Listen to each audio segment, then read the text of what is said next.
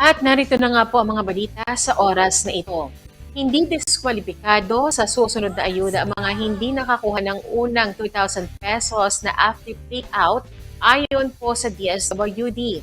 Nilinaw ng Department of Social Welfare and Development o DSWD na hindi otomatikong madidiskwalipika sa mga susunod na tranche ng uplift assistance ang mga benepisyaryong hindi nakakuha ng unang 2,000 pesos sa payout.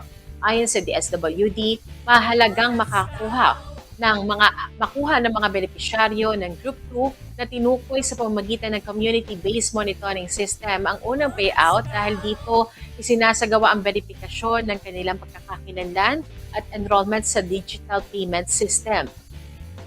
Isinasagawa ng personal o manual ang unang payout upang matiyak ang tamang pagkakakilanlan ng benepisyaryo at maiwasan ang maling impormasyon sa master list. Kasabay po nito ang pagpaparehistro ng digital wallet gaya ng GCash, Maya o Land Bank account kung saan ipapadala ang susunod na 2,000 pesos buwan-buwan mula Agosto hanggang Disyembre.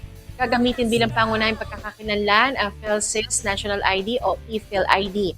Kung wala pa nito, tumatanggap din ng DSWD ng iba pang government-issued ID tulad ng driver's license, passport, voter's ID, SSS o UMID ID, SIS e-card, PhilHealth ID, Postal ID, PRC ID, Senior Citizen ID, PWD ID, Solo Parent ID at Barangay ID.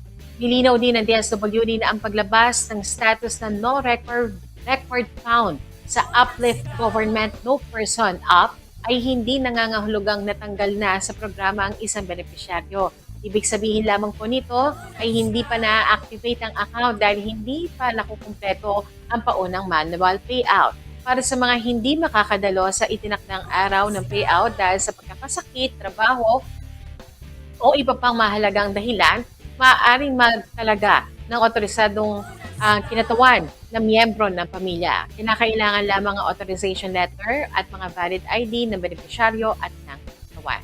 Maaari ring makipag-ugnayan ng mga benepisyaryo sa kanilang barangay o sa city o municipal Social Welfare and Development Office upang malaman ang schedule ng special o unclaimed manual payouts. Binigyan din ng DSWD na hindi nawawala ang karapatan ng isang kwalipikadong benepisyaryo sa mga susunod na payout dahil lamang sa hindi nito nakuha ang unang 2,000 pesos. Gayunman, kinakailangan pa rin makumpleto ang unang manual payout at enrollment sa digital payment system upang maipadala ang mga susunod na buwan ng ayuda sa nakatalagang e-wallet.